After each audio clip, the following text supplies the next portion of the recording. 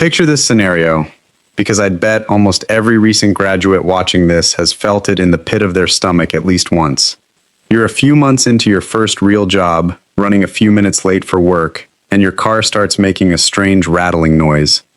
Logically, that getting it checked right now might cost you $150, but you look at your bank account and you have exactly $60 to your name until payday. So you turn up the radio to drown out the noise. You hope it goes away on its own. 2 months pass. Because you didn't have that $150, the car finally breaks down completely, on the highway, during rush hour. You need a tow truck, which is $100. The part that was rattling has now destroyed something much bigger, so the repair jumps to $1,200. And because you can't get to work for 2 days, you miss 2 shifts and lose $200 in wages. That original $150 problem has just become a $1,550 catastrophe. This isn't bad luck. This is a mathematical trap. It is the exact measurable cost of not having money sitting in your account when you need it. My name is TeeJay, and I spend way too much time thinking about the hidden mechanics of money, and why some people seem to get ahead easily, while others stay stuck no matter how hard they work. If you are someone who feels like you're working hard at your first real job, but your bank balance never actually seems to go up, or if you feel like one bad week could wreck your entire month, make sure to hit that subscribe button and give this video a thumbs up. Because today, we aren't talking about stocks or side hustles or how to get rich fast. We're talking about something much more sneaky. We're talking about why being broke is actually one of the most expensive situations you can be in. Here's something most money advice gets wrong. It tells you that being broke is purely about bad habits, stop buying coffee, or cancel a streaming subscription. As if saving $10 a month is going to fix your entire financial situation. That advice skips over something much bigger. A real economic pattern that explains the actual gap between people who get ahead and people who stay stuck. Picture 2 people. Both were 23. Both just started their first job at the same salary. One of them has $3,000 saved up, maybe from a graduation gift or a summer of working extra. The other has nothing saved at all. The one with savings buys a solid pair of work boots for $80. Good leather, properly made. Those boots last 10 years. The one with no savings can't spare $80, so he buys the $20 pair instead. Those fall apart within 8 months. So the next year, he buys another $20 pair, and the year after that, over that same 10-year stretch, the person with no savings has spent $200 on boots, more than double what the other person spent. And his feet have been wet and uncomfortable the entire time, because the cheap boots never actually did the job. This is the real math of being broke. You pay a premium specifically because you don't have the capital to buy the better option once.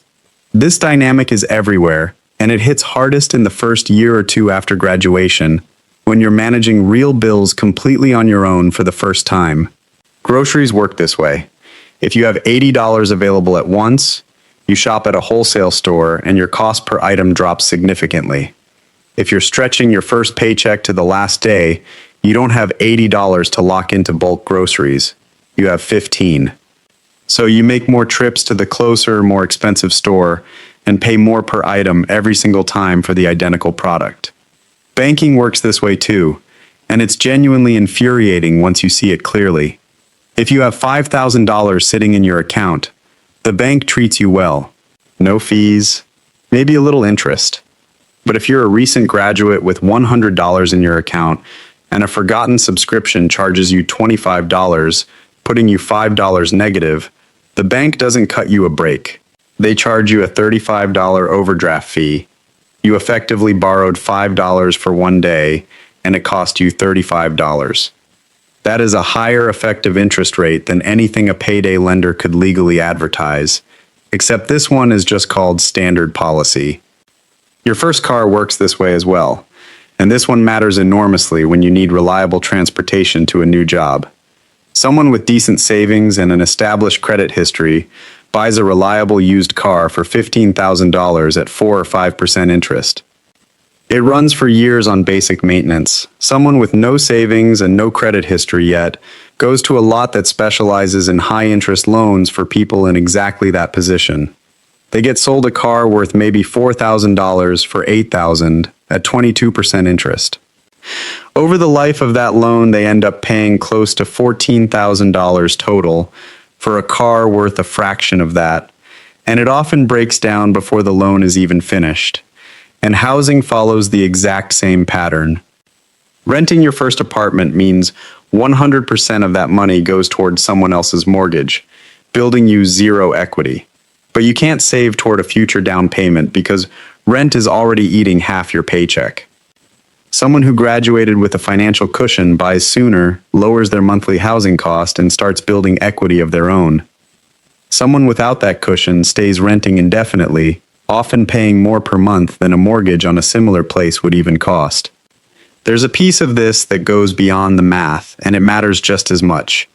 Researchers have found that when someone is genuinely worried about covering next month's rent, their capacity for clear, long-term thinking actually drops, in a way that's been measured as comparable to losing a full night's sleep. The brain shifts entirely into short-term survival mode. This is exactly why financial stress leads to decisions that look confusing from the outside. Taking a high-interest loan just to get through the week. Choosing fast food over cooking, because cooking takes mental energy that's already spent. It isn't about intelligence or willpower. Constant low-level financial panic uses up the exact mental bandwidth someone would need to plan 2 steps ahead. The person with a financial cushion isn't just saving money. They're saving the mental space to actually think about their career, learn something new, or plan their next move, instead of spending all their energy just surviving to the next paycheck. So here's the part that actually matters. How do you get out of this specific trap? The answer isn't the stock market, and it isn't a side hustle, at least not at first. The single best investment a recent graduate can make isn't in stocks. It's building a small buffer, specifically designed to escape these exact penalties. Start with $1,000. Not because it's a life-changing amount, but because it's enough to turn a flat tire into a minor annoyance instead of a financial emergency that forces you into a high-interest loan. That same $1,000 lets you buy groceries in bulk instead of paying more per item at the closer store. It lets you cover a bill a few days early instead of risking an overdraft fee. It gives your brain enough breathing room to actually plan instead of constantly reacting. To build that first buffer quickly, look honestly at where you're currently bleeding money simply because you don't have savings yet. Are you paying overdraft fees regularly? Are you financing something small at a high interest rate you wouldn't need if you had cash on hand? Find your single biggest leak specifically, then cut everything non-essential until that one leak is plugged. This isn't a fair system, and it wouldn't be honest to pretend otherwise. Getting from zero to that first $1,000 takes more effort than growing that same money will take later on, once you're past this stage. But once you understand that being broke early in your career is a mathematical penalty and not a personal failure, you can stop blaming yourself for where you're starting from and start targeting the actual penalty instead. If this changed how you look at your own bank balance, kindly do me a favor. Hit that subscribe button and like the video. It really helps the channel grow. If you have a story about a time you had to pay more just because you didn't have the cash on hand, share it in the comments below. Seeing other people's experiences helps everyone realize this is a systemic issue, not a personal one. Thanks for watching.